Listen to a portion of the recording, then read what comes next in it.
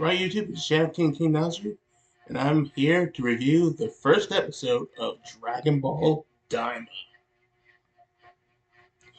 So, Dragon Ball Daima is a project that Akira Toriyama worked in before he passed away. So this has a very special place in the heart of Dragon Ball fans. And for those who don't know, it's supposed to be taking place directly after the Buu saga, but before uh, Battle of Gods happened, which would which is also would be the era of Dragon Ball Super,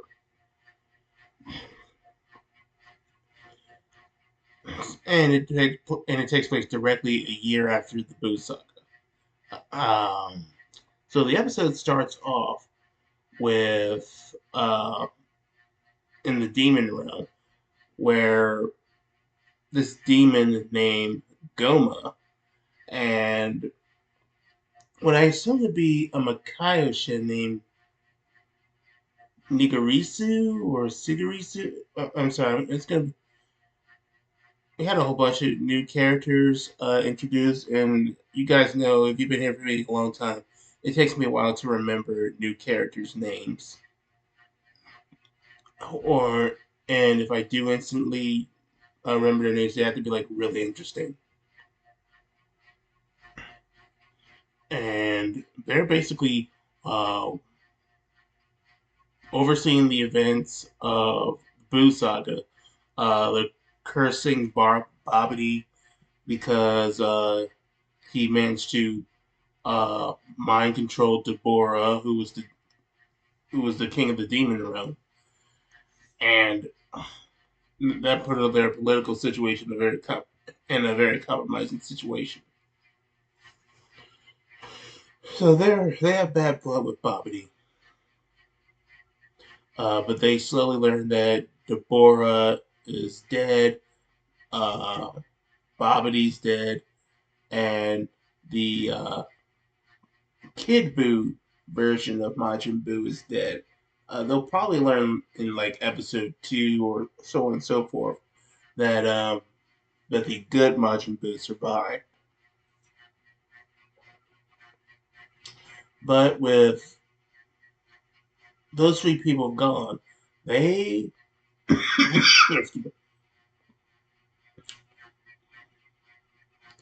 they now realize that Goma is now the rightful heir to the throne, and Goma starts to revel in his ascension to power. But the Nigarisu or Sigarisu, whatever, the Akaioshin, has his sister, Dr. Anerisu, I believe that's what her name is, coming as she was eavesdropping and learning about the whole situation about the Boo saga. And she's just wanted to make sure that she's still going to get funded for her research and experiments. Goma says that I'm gonna. I mean, that's gonna be totally dependent.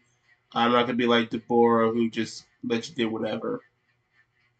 And she basically said, "Oh, that would be a real shame because we just saw these people on Earth defeat Majin Buu, and if they were to come to Demon Realm, we'd be in deep trouble." And then they start panicking. So it seems like we're going to see a lot of these political manipulations and subterfuge in this show. It'll be very reminiscent to like a Song of Ice and Fire, or if you just watch the show, it'd be Game of Thrones.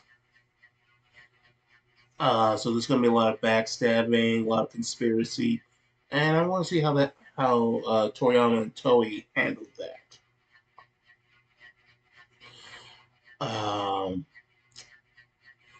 I also want to see what Goa is up to because he's a little short guy. He, I doubt he's power. He's a. I don't think he's a powerful fighter. He definitely didn't want to pick a fight with the Z fighters. So I imagine that he'll probably have some magic powers or something along those lines, kind of like Bobby, and he just leaves the fighting to like maybe the Makayo shit,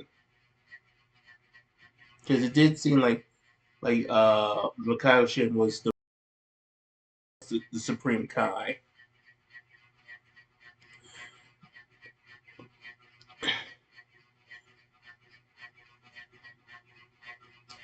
And so Gon eventually comes up with a plan to use it.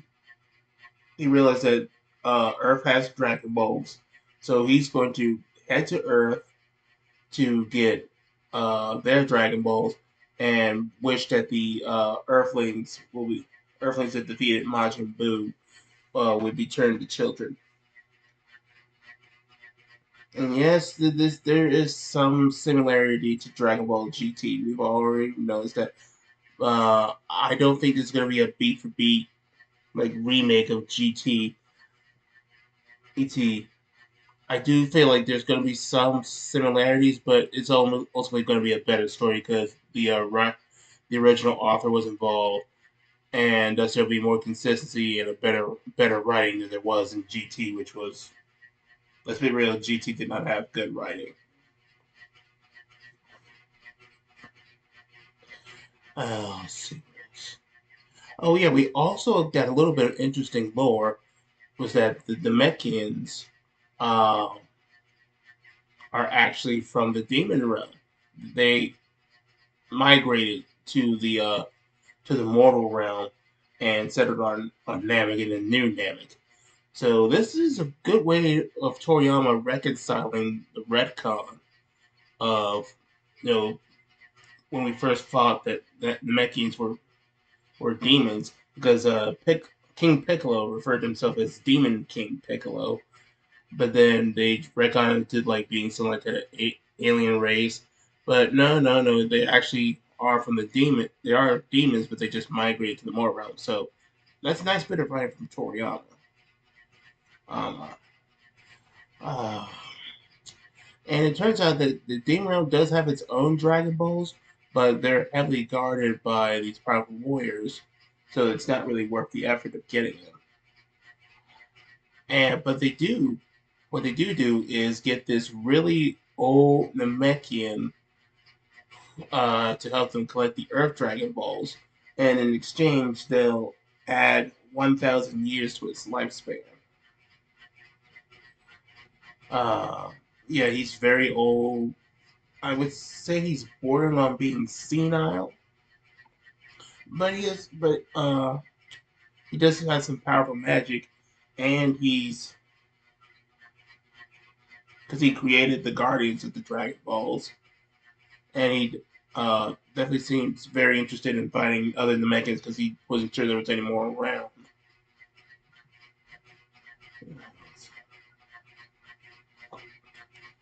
Then we go. Then we cut to back to Earth, and they're celebrating Trunks' birthday. Everybody's having enjoyed the feast. Uh, Krillin even makes a joke about how Trunks should have had a growth spurt by now.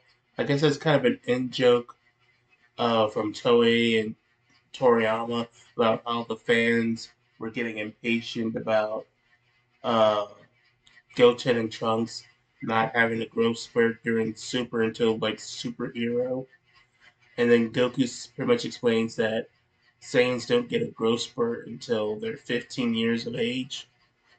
And that's largely due to Saiyans um, having youthful bodies a lot longer than humans. They can stay young until their 80s.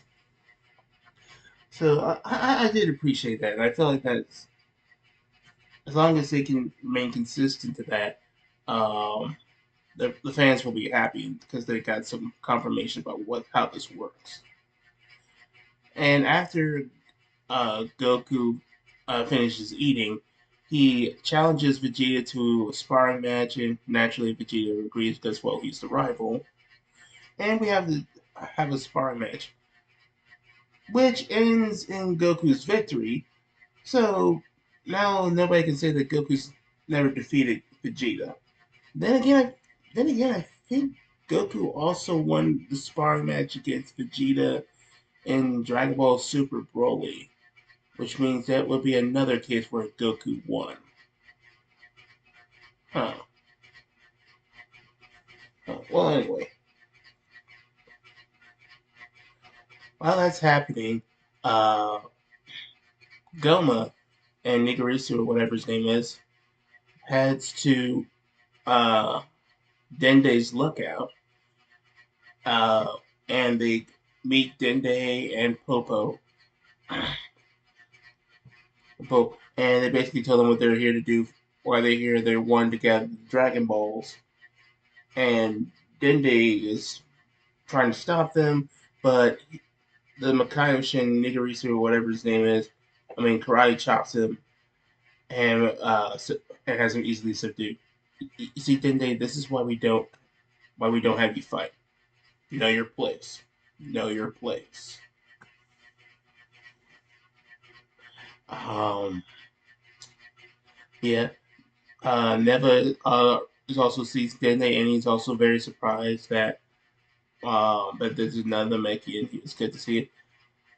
And Neva mentions that they can't use. They shouldn't be able to use the Dragon Balls normally because the Dragon Balls have just granted 3 wishes.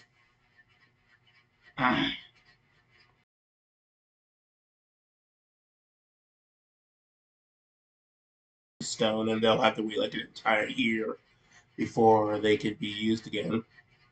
However, we see that Neva, despite being old and senile, is able to not only uh, gather the Dragon Balls like some kind of Dragon Ball magnet, but he's also able to recharge the Dragon Balls so that they don't have to wait. Like, whoop, Dende, why aren't you this powerful? Step up your game, bro. Uh, but yes, they gather the Dragon Balls. Uh, Dende tries to be sneaky and say that they won't teach him the password. Not being sneaky, but he says that they refuse to tell him the password to summon Shenron. But they said we reviewed uh, the footage of the events on Earth, and we know how to summon Shenron. So they summon Shenron, and they wish that all the people who fought Majin Buu and their friends would turn into children. And then we had this funny bit. You definitely tell this was done by Toriyama. Um,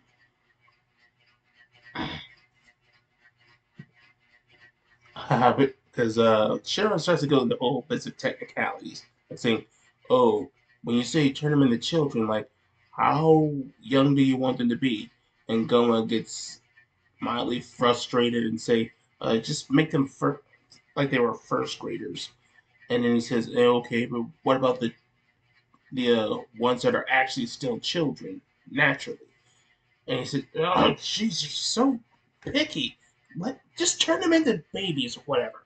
That was pretty much what he said. That's pretty much his attitude, word for word. I mean, that's that classic Toriyama humor that we all loved. It's gonna be a shame that we're not gonna be able to get that anymore because he's dead.